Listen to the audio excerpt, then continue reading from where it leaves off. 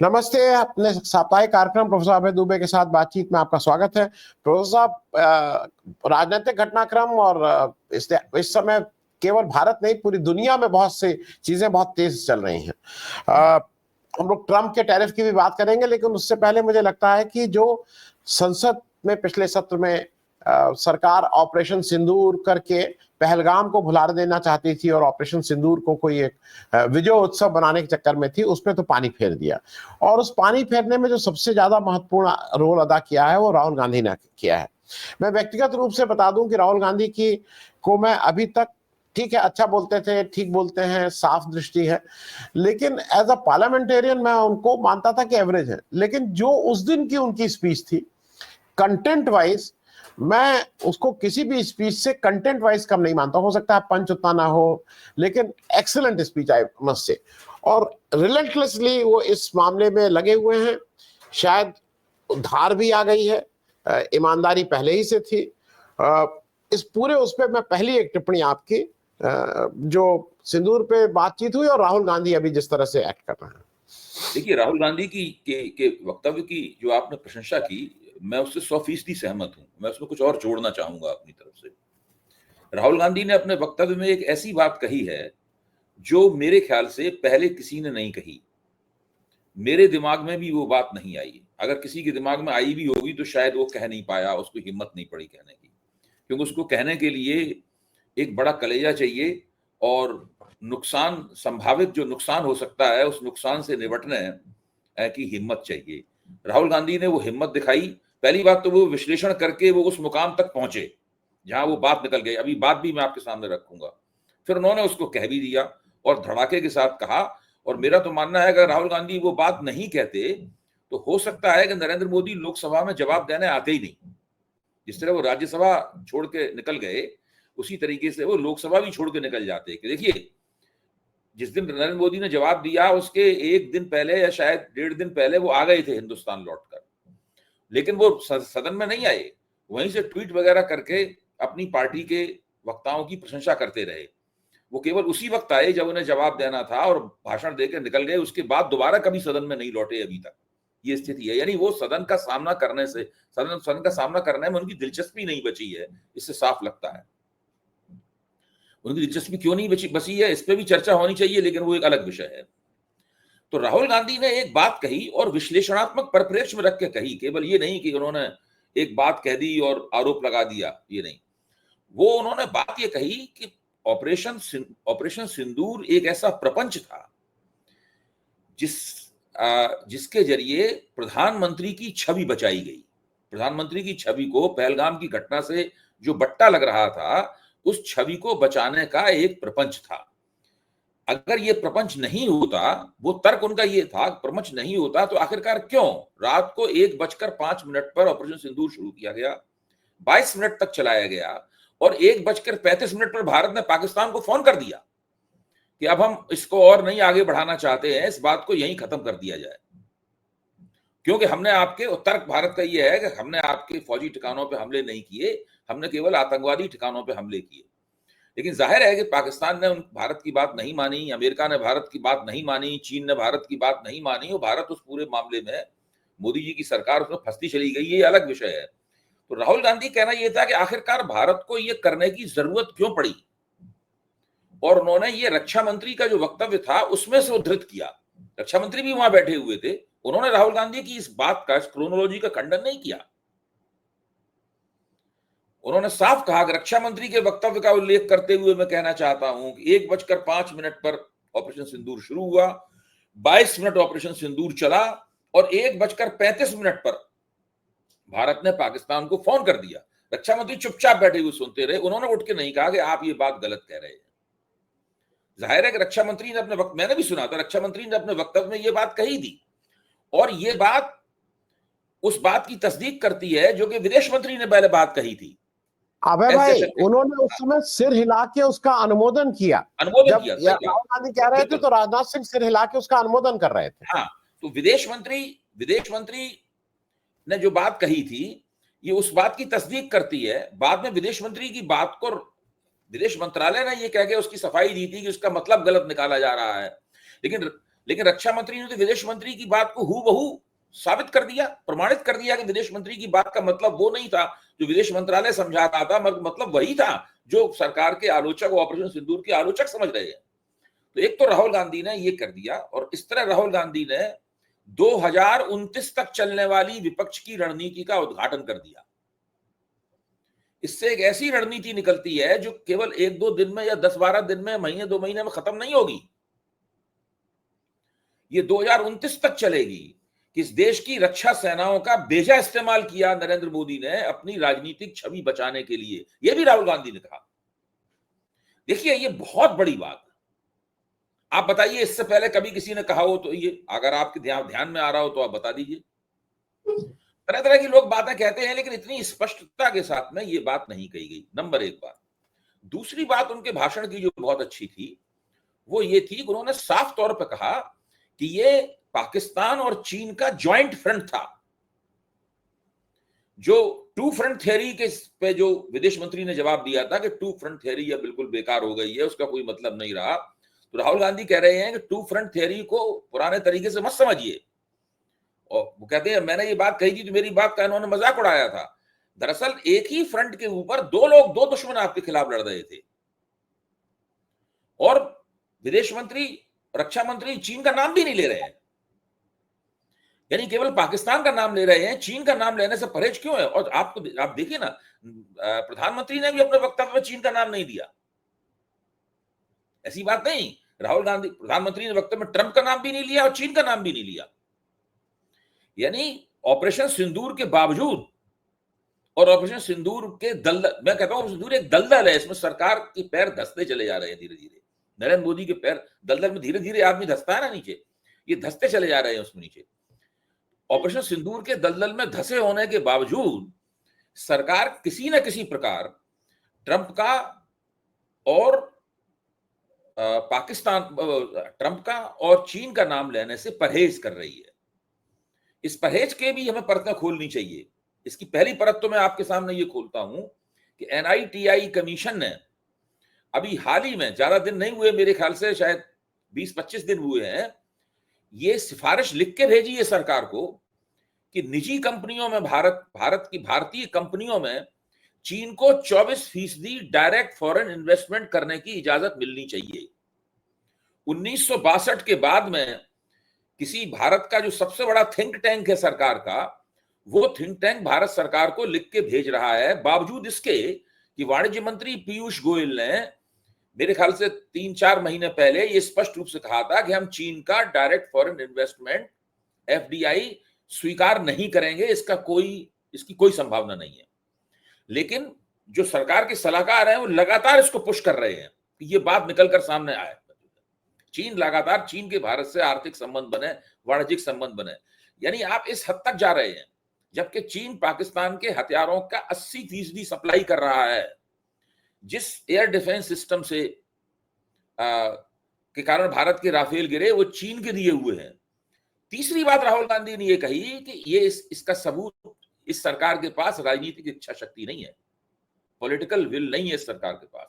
अगर सरकार के पास पॉलिटिकल विल होती तो ये रक्षा सेनाओं से ये नहीं कहता कि केवल आप आतंकवादी ठिकानों पर हमला करें।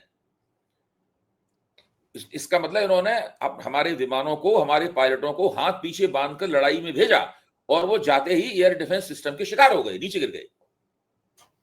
ये राहुल गांधी, और भी बहुत सी बातें थी, लेकिन मैं इन 3 बातों को रेखांकित करना चाहता हूं। राहुल गांधी के भाषण पर बहुत लंबा व्याख्यान दिया जा सकता है, और वो आधे घंटे बोले थे, उस पर 1 घंटा बोला जा सकता है, लेकिन ये 3 बातें बहुत महत्वपूर्ण है। उन्होंने एक भी लफ्ज फालतू नहीं कहा, एक वाक्य फालतू नहीं बोला, सीधे शुरू के 3-4 वाक्य बोलने के बाद वो मुद्दे पे आ गए और लगातार उस मुद्दे पे ही लगातार रहे। मुझे लगता है कि इतनी सफाई के साथ में और इतना बढ़िया निशाना उन्होंने लगाया, मैं कहूंगा कि वो संसद के सबसे बेहतरीन निशानेबाज साबित हुए। और उनका निशाना सरकार थी, नरेंद्र मोदी थी, नरेंद्र मोदी की व्यक्तिगत छवि थी, सरकार की विदेश नीति थी, सरकार की रक्षा नीति थी, सरकार की पाकिस्तान नीति थी, सरकार की चीन नीति थी, सरकार की अमेरिका नीति थी। ये सारी नीतियों पर उन्होंने बहुत ही जबरदस्त हमला किया। तो मेरे ख्याल से ये एक बहुत बेहतरीन भाषण था, और इससे विपक्ष की और जो इंडिया गठबंधन लोकसभा चुनाव से पहले प्रकट होगा दोबारा, मुझे पक्का यकीन है, मैं शर्त लगा के ये कह सकता हूं कि प्रकट होगा, जब विधानसभा चुनाव सारे समाप्त हो जाएंगे फिर से इंडिया गठबंधन प्रकट होगा। उसके लिए उन्होंने एक पूरी रणनीति तय कर दी है और विपक्ष के तमाम लोग देखिए यही लाइन लेंगे कि नरेंद्र मोदी अपनी राजनीति चमकाने के लिए फौजों का इस्तेमाल करते हैं। और इसी के साथ में ये आलोचना फिर से खुल गई है कि किस तरह उड़ी स्ट्राइक भी इसीलिए की गई थी, किस तरह बालाकोट स्ट्राइक भी इसीलिए की गई थी और यही उनका बेजा इस्तेमाल भी किया गया। जी, मैं आबे भाई बिहार के मतदाता सूची पे आऊं उससे पहले एक बहुत, क्योंकि उससे हम सब लोग प्रभावित हो रहे हैं, पूरा दुनिया। ट्रंप ने अंतोगत्वा टैरिफ कर दिया, बोल दिया। मुझे ऐसा लगता है वो टैरिफ ठीक है, टैरिफ एक पार्ट है जिसको आदमी अपने हिसाब से हैंडल करेगा, कोई भी देश है। लेकिन ट्रंप जिस तरह से बेइज्जत करता है, और वो उसने सिंगल आउट पूरी दुनिया में भारत को कर रखा, इतना बेइज्जत तो किसी देश को नहीं कर रहा। मतलब आप अगर अगर रूस से खरीदा, अच्छा हम भी उसका, वो एक बार डांटता है, हम 20 भागे चले जाते हैं। उसने कहा रशिया से तेल बंद, जबकि रशिया इस समय करंटली भारत का सबसे बड़ा तेल का निर्यात रशिया से हो रहा है, उसको भारत ने तुरंत बंद कर दिया। मैं ये जो ट्रंप रिजीम है और जिस तरह से वो दादागिरी कर रहा है, और हम उसकी दादागिरी के आगे बिल्कुल नतमस्तक हैं। मैं इस पे एक आपकी टिप्पणी चाहूंगा, क्योंकि उस दिन राहुल गांधी ने कितना चैलेंज किया कि Modi ji tell he is a liar, और मोदी जी अगर एक बार कह देते कि भाई ट्रंप झूठ बोल रहे हैं, तो उसके बाद राहुल गांधी की तो हवा ही निकल गई थी, कुछ कहने को बचता ही नहीं कि भाई ये क्या मामला है। देखिए, अगर मैं जब अपने अमेरिकी मित्र, एक तो तरीका है इसकी व्याख्या करने का ये है कि हम विदेश नीति के लोग जिस तरह बोलते हैं उस तरीके से इसकी व्याख्या करें, वो तो हो ही रही है, मैं उसकी तरफ नहीं जा रहा हूं, वो मेरा काम भी नहीं है और ना मेरी विशेषज्ञता है। जब मैं अपने अमेरिकी मित्रों से बात करता हूं, कल ही एक मित्र से लंबी फोन के ऊपर बातचीत हुई, तो बात ये निकल के आती है कि ट्रंप के पास कोई एक ऐसी चीज है, कोई एक ऐसा प्रमाण है जिससे नरेंद्र मोदी उनके अड़दम में आ गए हैं। मैं शतरंज के खेल की ये भाषा इस्तेमाल कर रहा हूं, अड़दम में। जब बड़ा बादशाह या वजीर जो है अड़दम में आ जाता है, तो फिर वो डरा हुआ अपने कोने में छिपा रहता है और वो निकल के, मतलब वो युद्ध में भाग नहीं ले पाता। तो ये नरेंद्र मोदी व्यक्तिगत रूप से इस बात का पूरा अंदेशा है कि वो ट्रंप के अड़दम में हैं। वहां कुछ ना कुछ ऐसा जरूर है, क्योंकि ये केवल मसला विदेश नीति का नहीं है। अगर विदेश नीति का मसला होता तो कम से कम विदेश नीति में ये बात आसानी से कही जा सकती थी कि प्रेसिडेंट ट्रंप को पूरा सम्मान देते हुए हम ये कहना चाहते हैं कि आप जो कह रहे हैं वो ठीक बात नहीं है। बिना ऑफेंसिव हुए, बिना किसी की बेइज्जती किए हुए ये बात कही जा सकती है। और भारत अमेरिका संबंध बहुत अच्छे हैं, आगे भी अच्छे रहेंगे, हम ट्रंप से अच्छे संबंध बनाना चाहते हैं, लेकिन ये सब जो वो बात कह रहे हैं ये उन्हें शोभा नहीं देता, इससे वो परहेज करें। केवल ये बात कोई विदेश मंत्रालय का प्रवक्ता कह सकता था, और जब वो कह देता तो उसके बाद बात खत्म हो जाती, हम लोग भी सवाल को उठाना बंद कर देते। अब देखिए, संजय बारू ने एक लेख लिखा, तो संजय बारू उसमें समझा रहे हैं मोदी जी को कि अरे भाई, जब ट्रंप ने पहली बार युद्ध विराम का ऐलान कर दिया था आपसे पहले, तो आपको तुरंत ट्रंप को फोन करना चाहिए था और फोन करके ट्रंप से कहना चाहिए था कि हम लोग बड़े अच्छे दोस्त हैं, ये हैं वो हैं, पुरानी बातें याद दिलानी चाहिए थी, ट्रंप के थोड़े ईगो को सहलाना चाहिए था और कहना चाहिए था, लेकिन ये हमारा और पाकिस्तान का मसला, कश्मीर का मसला जो है बाइलेटरल है, इसमें आप न कूदें, हम लोग अपना काम इसको निपटा लेंगे और हम फिट कर देंगे पाकिस्तान आप सब। तो ये सब मोदी जी एक बार अगर फोन पर ट्रंप से कह देते और उस बात को जो है वो प्रसारित कर दिया जाता, ट्रंप की तरफ से भी उसका जवाब आ जाता। एक बार मोदी जी अगर खुद ट्रंप से कह देते तो दोबारा ट्रंप इस बात को फिर नहीं कहते, वो कुछ और कहते। लेकिन ये बात बार बार जो 30 बार कह चुके हैं ये नहीं कहते। लेकिन मोदी जी ने ये भी नहीं किया। यानी जो इसका मतलब ये है कि ये मसला केवल फॉरेन पॉलिसी के चैनल का नहीं है। अगर ये फॉरेन पॉलिसी के चैनल का होता तो इस मसले का निपटारा हो चुका होता अब तक। ये मसला कुछ और है, ये रहस्य है जो वक्त आने पर खुलेगा और आएगी खबर ये अमेरिका से ही। अमेरिका में दोस्त जो लोग हैं, जो राजनीतिक रूप से सतर्क हैं, बैठे हुए हैं, जो निगाह रखते हैं पूरे माहौल पे, इसको अंग्रेजी में ग्रेप वाइन कहते हैं ना, there is something of grape wine, kind of a grape wine there floating in US. तो वो चीज जो है ना वो वहां पे हो रही है और वो धीरे धीरे करके हम लोगों को पता चलेगा कि मोदी जी किस लफड़े में फंसे हुए। जी जी। मैं अब जरा आ जाऊं, क्योंकि वो मेरे हिसाब से ये सारी बातें इंपॉर्टेंट थी, लेकिन जो इंपॉर्टेंस के हिसाब से मैं सबसे बड़ी तरजीह दे रहा हूं बिहार की जो मतदाता सूची बनी है। वो कुछ हम लोगों को फुसलाने के लिए ऐसा लगता है कि सुप्रीम कोर्ट में जब जज साहब ने कहा कि नहीं नहीं इसको अब पब्लिश हो जाने दीजिए, कल वो पब्लिश हो गई। 1 सितंबर तक जिन लोगों के नाम नहीं है उनको बताना है कि मेरा नाम डाल दिया जाए। अब किन लोगों के नाम नहीं है नहीं पता है, मतलब 7.5 करोड़ लोगों को अगर तुमने पब्लिश किया तो 70 लाख जिनके नाम नहीं थे वही पब्लिश कर देते। 7.5 करोड़ का क्या मतलब था? ये तो ज्यादा आसान चीज होती। लेकिन वो कह रहे हैं नहीं, 7.5 करोड़ में अपना नाम ढूंढिए, अगर नहीं नाम है तो फिर आप आके कहिए। ये सारी जो एक्सरसाइज है अबे भाई, इसको राहुल गांधी कह रहे हैं कि मेरे पास एटम बम है। वो ये कह रहे हैं कि ये याद रखो, इलेक्शन कमीशन वालों से उन्होंने कहा है कि छोड़े नहीं जाओगे। और उनका एक तेवर इस समय बिल्कुल आक्रामक है, और ठीक बात भी है। ये याद दिलाना है इस देश के हर नौकरशाह को, याद रहना चाहिए कि जो वो अपने उस समय के पॉलिटिकल आकाओं को खुश करने के लिए अपनी लाइन भी क्रॉस करते हैं, उसको मेरे ख्याल में उसको अगर याद दिला रहे हैं तो कोई गलत नहीं कर रहे हैं। तो ये ओवरऑल इस मामले पे एक आपकी टिप्पणी लें, फिर 1-2 सवाल इसी पे रहेंगे मेरे। देखिए, राहुल गांधी ने जिस एटम बम का जिक्र किया है, पहली बात तो ये स्पष्ट करने की जरूरत है कि ये एटम बम सीधे सीधे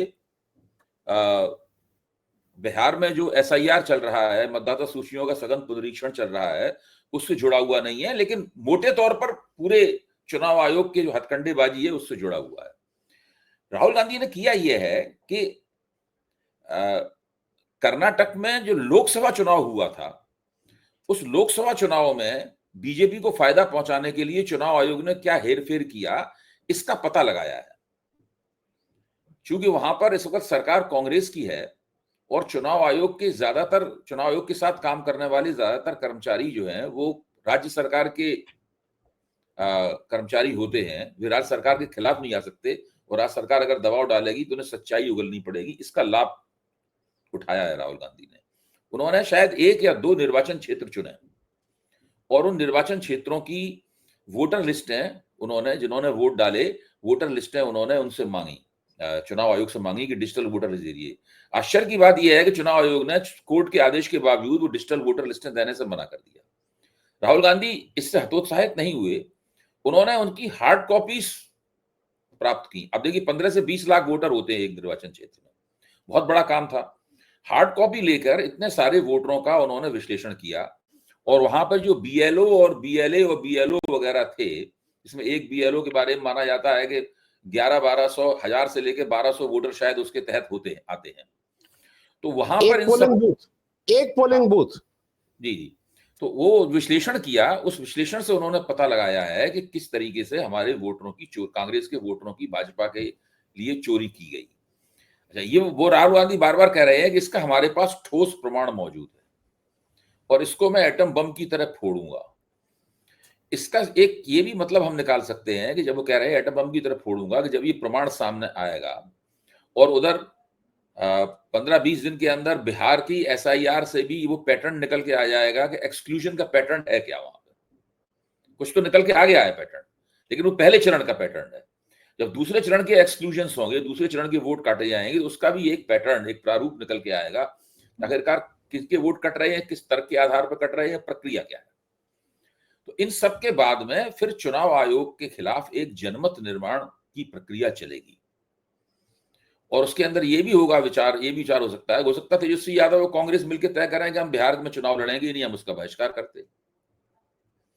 भाई आप ऐसे ही देखिए, आज ही अखबारों में है कि सीमांचल का इलाका जो है, सीमांचल के इलाके में बिहार के 3 जिले आते हैं, और हम सब लोग जानते हैं कि सीमांचल ज्यादातर नेपाल की सीमा से जुड़ा हुआ है, वो बांग्लादेश की सीमा से दूर है, उससे जुड़ा हुआ नहीं है। तो और चुनाव आयोग ने अभी तक चुनाव आयोग ने जो बताया है कि भाई हमने इतने इतने वोट जो है वो निकाले, उन वोटों में एक भी बांग्लादेशी नहीं है। चुनाव आयोग ने हमें नहीं बताया कि उसने कितने बांग्लादेशियों के नाम काटे हैं, अभी तक नहीं आया है निकल के। तो जिन बांग्लादेशियों की वो चर्चा कर रहा है चुनाव आयोग, वो उसको आज तक तो उनका एक भी नाम निकाल के काट नहीं पाया वो। तो सबसे ज्यादा जो वोट अभी काटे गए हैं उसमें सबसे ज्यादा वोट सीमांचल के जिलों के काटे गए हैं। लाखों वोट जो हैं वो सीमांचल के जिलों से काटे गए हैं। उसका एक पैटर्न निकल के आया, सीमांचल में मुस्लिम आबादी बहुत है, तो वो मुस्लिम आबादी के वोट बड़े पैमाने पर वहां काटे गए हैं। अब वो देखना ये है कि यादव आबादी के कितने वोट कटते हैं, पर ये सब चीजें, पर इन सब चीजों को कोई चुनाव का बहिष्कार करने जैसा एक गंभीर निर्णय लेते समय ये बहुत जरूरी है कि आपके पास पुख्ता प्रमाण हो अपने निर्णय को सही साबित करने के लिए। तो उसके लिए कर्नाटक की जो जांच पड़ताल राहुल गांधी ने की है वो काम आएगी, और बिहार में मतदाता सूची का सघन पुनरीक्षण विवादास्पद जो चल रहा है उसकी भी उसका पैटर्न भी निकल के आ जाएगा। फिर विपक्ष इस पर कॉल लेगा, विपक्ष इस पर तय करेगा कि उसे दरअसल करना क्या है, क्योंकि विपक्ष का ये निर्णय लोकतंत्र के लिए बहुत महत्वपूर्ण है, विपक्ष के लिए बहुत महत्वपूर्ण है। पूरे देश में अगर विपक्ष बिहार चुनाव का बहिष्कार करने का निर्णय लेता है तो वो तो एक बहुत ही बड़ा और अभूतपूर्व निर्णय होगा। इससे भारत का लोकतंत्र पूरी दुनिया में बदनाम हो जाएगा। जी जी, मैं अभी भाई दो चीजें एक साथ ही पूछ ले रहा हूँ। मतलब बांग्लादेश जैसी स्थिति हो जाएगी, फिर बांग्लादेश जैसी स्थिति हो जाएगी। जी जी, मैं दो चीजें एक साथ पूछ ले रहा हूँ। एक तो राहुल गांधी का ये ऐलान हुआ है कि 11 से 25 तक बिहार में रहेंगे, कोई 18 जिलों का पद यात्रा करेंगे, उसमें तेजस्वी यादव जी और सारी विपक्षी पार्टियां में रहेंगी। एक तो इस पे एक टिप्पणी, क्योंकि अब जमीन पे बिल्कुल जिसको कहते हैं ना सड़क पे उतरने की तैयारी है। लेकिन साथ में एक और बात, ये बार बार मोदी जी और बीजेपी अपनी बेवकूफियां करके, कभी कभी लगता है ना कि विपक्ष थोड़ा बिखर रहा है या उसपे सदन शुरू, लेकिन वो फिर सबको एक साथ ले आके उसको फेविकोल जैसे फिर चिपका देते हैं। अभी आपने अगर देखा तो पूरा विपक्ष, अब उसका नाम इंडिया गठबंधन कहिए या ना कहिए, पूरा विपक्ष एक साथ फिर खड़ा हो गया था। तो मैं दोनों टिप्पणी, राहुल गांधी की वहां वो यात्रा और सहमत नहीं हूं कि विपक्ष बिखर रहा है। ये हम लोग जो विपक्ष के अपने आप को खैरख्वाह कहते हैं, हमें इस दृष्टि से उसको देखना बंद कर देना चाहिए। भारतीय जो राजनीति है वो जटिल किस्म की राजनीति है, उसकी पेचीदगी को समझे बिना अगर हम इस तरह की बातें कहेंगे तो मेरा निवेदन ये है कि उन पर दोबारा पुनर्विचार किया जाए। इस तरह की बातें कहने से पहले विपक्ष नहीं बिखर रहा है, ये विधानसभा चुनावों की राजनीति की समस्या है, जो हमेशा ही लोकसभा चुनाव में विपक्ष की, भाजपा विरोधी विपक्ष की एकता में दिक्कत पैदा करेगी। इसलिए विपक्ष, पहली बात तो यह है कि बिखर नहीं रहा है। विपक्ष लोकसभा के पटल के ऊपर पहले भी एकताबद्ध था, आज भी एकताबद्ध है, और उसकी एकता हमें साफ दिखाई पड़ी है। अगर विपक्ष बिखर गया होता तो उसकी एकता कहां साफ दिखाई पड़ती है हमें। आप अखिलेश यादव का भाषण देखिए। अखिलेश यादव का भाषण, उसकी वेवलेंथ और नरेंद्र और राहुल गांधी के भाषण की वेवलेंथ बिल्कुल एक है। आप कड़ी मोई का लेक्चर सुनिए, उसमें मैंने बहुत समय लगाया है सब लोगों का लेक्चर सुनते हुए, सबकी वेवलेंथ एक है, सब लोग एक ही बात कह रहे हैं। ऐसा लगता है जैसे एक कोई रणनीति है, ये लोग उसी रणनीति को अपने अपने शब्दों में बयान कर रहे हैं उसका। इससे विपक्ष का एक बहुत जबरदस्त नैरेटिव बन रहा है, जो नैरेटिव नरेंद्र मोदी, राजनाथ सिंह, अमित शाह द्वारा चलाए गए नैरेटिव के पैरेलल चल रहा है। अब देश की जनता को तय करना है कि भाई ऑपरेशन सिंदूर पे उसे ये नैरेटिव पसंद है या ये नैरेटिव पसंद है, और ये बहुत दूर तक जाएगा, क्योंकि लोगों के दिमाग में इसकी अनुभूजें हैं, इसकी प्रतिध्वनियां लोगों के दिमाग में हैं। जी जी, मैं अबे भाई, क्योंकि आपने वहां एक बात कही, मैं एक छोटा, हालांकि वो बहुत इंपॉर्टेंट तो नहीं है ओवरऑल, लेकिन मन में चूंकि प्रश्न उठ गया तो मैं आपसे एक छोटा सा सवाल पूछ लूं। मुझे एक चीज समझ में नहीं आती कि और मैं स्पेसिफिक नाम लेके बोल रहा हूँ, जया बच्चन जी अजीब सा एक व्यवहार करती हैं। वो जो समय उनका अलॉटेड रहता है उसमें कुछ नाटक में ज्यादा उनको लगता है, आप मत बोलिएगा तो मैं चुप, वो ये सब में, अरे भाई जो बात कहनी है उसको जो भी समय मिला उसको कह के फटाफट वो करो। मैं दो लोगों का नाम ले रहा हूं इसलिए, जया जी को भाई, अगर वो जया बच्चन क्यों लिखती है, अगर उनको अमिताभ बच्चन के नाम से दिक्कत है, वो इसी में सारा हर बार उनका ये होता है कि जया मुझे क्यों बोला, मुझे जया, आप उसी, वो ज्यादा इसमें वो रहती है। उस दिन भी उन्होंने कुछ इस तरह की बात की। दूसरा, उनके और जो गांधी परिवार के बीच की जो समस्याएं हैं वो जग जाहिर है, सबको पता है, उसमें बहुत सी चीजें आ चुकी हैं। वो उसको लार्जर इंटरेस्ट में वो उसको हर बार लाती हैं। उस दिन भी उन्होंने जब वहां कहा तो उनका सारा प्रहार कांग्रेस और बीजेपी पे था। वो एक तरह से ब्रैकेट कर रही थी कांग्रेस और बीजेपी को। ये बात मैं इसलिए उठा रहा हूं कि ये लोगों को समझना जरूरी है, नंबर एक। नंबर 2, इंजीनियर राशिद की बात कहना जरूरी है कि उस व्यक्ति को 4-5 आप उसको 10-12 मिनट वो मांग रहा था, 1.5 लाख रुपया उससे लिया गया था उस वहां संसद को के इस सेशन को अटेंड करने के लिए सरकार ने जमा करवाया था सुरक्षा और उसके खर्चे के दृष्टि से, उसको आपने 4-5 मिनट से ज्यादा समय नहीं दिया। मैं इन दो स्पेसिफिक वक्तव्य पे आपकी छोटी छोटी टिप्पणी चाहूंगा। देखिए, जया बच्चन का मसला यह है कि वो समाजवादी पार्टी की सांसद हैं और लगातार बहुत लंबे अरसे से हैं समाजवादी पार्टी की सांसद। समाजवादी पार्टी को उनके बारे में सोचना पड़ेगा। समाजवादी पार्टी उनको सांसद क्यों बनाए हुए है? वो ऐसी कोई राजनीतिक बात नहीं करती, समाजवादी पार्टी का ऐसा कोई राजनीतिक हित नहीं करती। मुलायम सिंह ने उनका, हो सकता है अखिलेश उनको दोबारा सांसद ना बनाए, वो अलग बात है, लेकिन अभी वो समाजवादी पार्टी को उनसे बात करनी चाहिए और कहना चाहिए कि कांग्रेस और बीजेपी को आप एक पलड़े में नहीं तौल सकती। कांग्रेस हमारी सहयोगी दल है, वो विपक्ष की सबसे बड़ी नेता है, 100 सांसदों की पार्टी के नेता है राहुल गांधी, और पिछले चुनाव में राहुल गांधी के सांसदों की संख्या दुगनी हो गई है। अखिलेश यादव के सांसदों की संख्या 3 गुनी हो गई, ज्यादा 6 गुनी हो गई है अखिलेश यादव के सांसदों की संख्या। तो वो आप, ये दोनों मित्र पार्टियां हैं, सहयोगी पार्टियां हैं, आगे भी सहयोगी रहेंगी।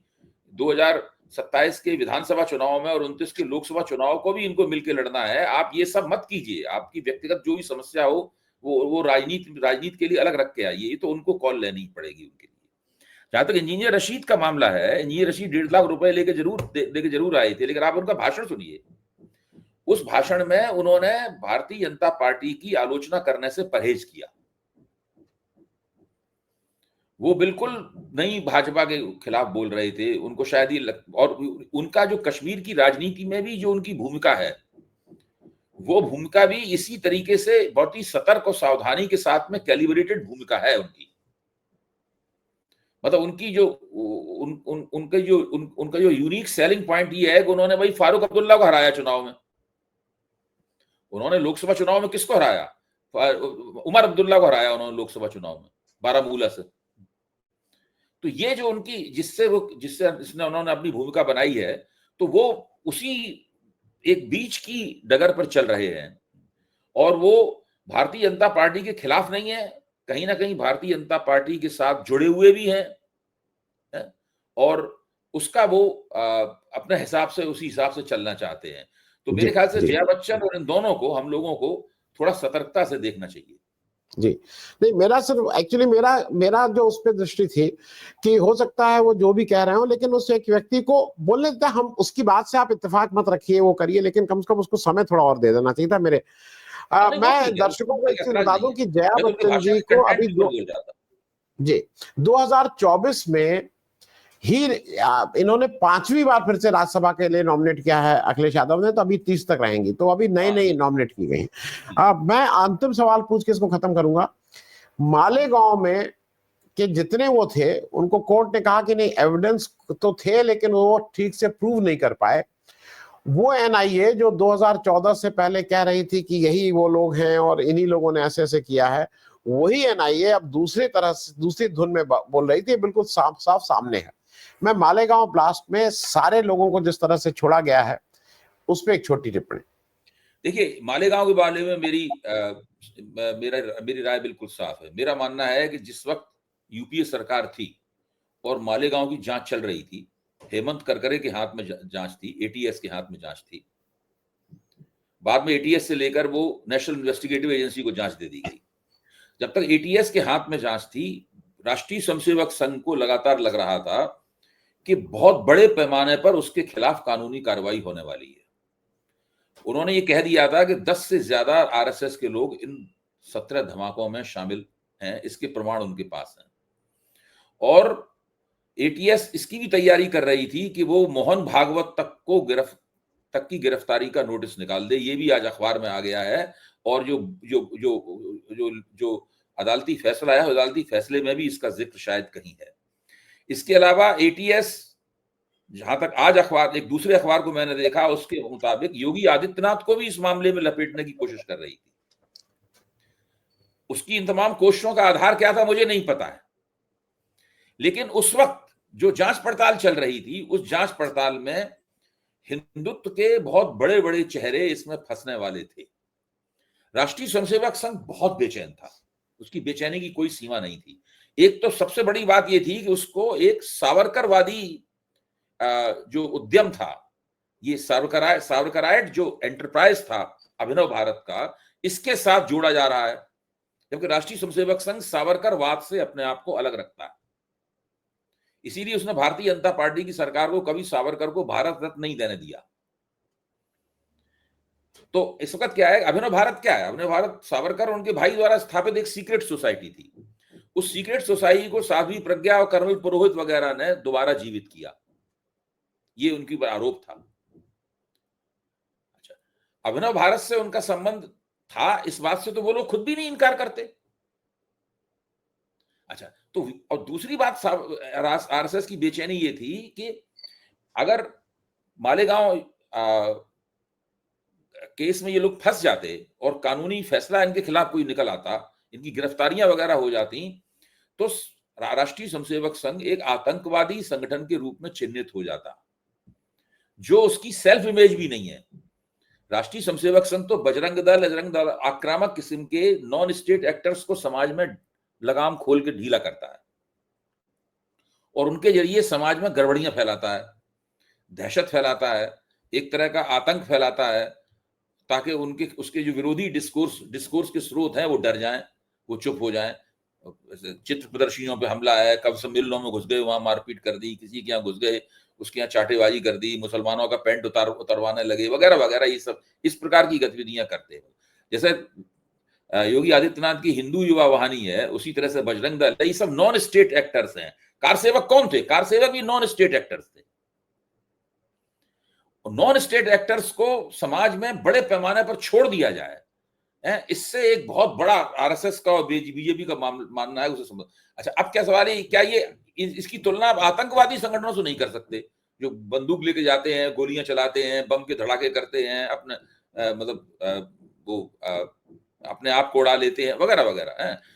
तो जो अभिनव भारत की गतिविधियां थी, उसमें अगर राष्ट्रीय स्वयंसेवक संघ फंस जाता, यानी उसके साथ उसका नाम जुड़ जाता, तो राष्ट्रीय स्वयंसेवक संघ का पूरा आज तक की जो प्रयास था, पूरा का पूरा पिछले उस वक्त तक मेरे ख्याल से 70, 80, 90 साल हुए थे, 90 सालों का पूरा प्रयास ही उस पर पानी फिर जाता। तो ये लोग बहुत घबराए हुए थे। इसलिए नरेंद्र मोदी को नापसंद करने के बावजूद, जब इन्होंने देखा कि नरेंद्र मोदी के नेतृत्व में चुनाव जीता जा सकता, पहले नरेंद्र मोदी को चाहते नहीं थे कि प्रधानमंत्री पद के उम्मीदवार बने, जब उन्हें लगा कि ये चुनाव जीता जा सकता है, तब फिर आरएसएस ने अपने लोगों से कहा कि भाई अब चुनाव जम के जीतो, क्योंकि हमें ये अभिनव भारत के चक्कर से मुक्ति प्राप्त करनी है। अगर कांग्रेस सरकार बनी रही तो हम लोग इसके अंदर जरूर फंस जाएंगे। अब ये गलत था, सही था, क्या था, ये मैं नहीं कह रहा हूं, मेरे पास ऐसा जांच करने का कोई तरीका नहीं, लेकिन जो हो रहा था उस वक्त वो ये हो रहा था। राष्ट्रीय स्वयंसेवक संघ के फक्काटे उड़े हुए थे, उसको लग रहा था कि ये उसकी जड़ों पर प्रहार हो जाएगा, वो खत्म हो जाएगा, राष्ट्रीय स्वयंसेवक संघ बिखर जाएगा पूरी तरीके से। तो वो इसलिए नरेंद्र मोदी को जम के गडकरी सब लोग लगे जम के नरेंद्र मोदी को जिताने में, वरना पहले ये लोग नरेंद्र मोदी को जिताना नहीं, इस तरह नहीं जिताना चाहते थे। नरेंद्र मोदी के खिलाफ व्यक्तिगत रूप से लोग बहुत बयानबाजियां कर रहे थे निजी तौर पर। ये 2013 की बात मैं बता रहा हूं आपको, और 2014 की लोकसभा चुनाव की मुहिम चलने से पहले फिर ये लोग जम के लगे, फिर आरएसएस भी जम के लग गया कि भाई अब जीतने की संभावना दिखाई पड़ रही है और इनको जिताया जाए ताकि यूपीए सरकार हटे और हम फिर अभिनव भारत की समस्या से मुक्त हों।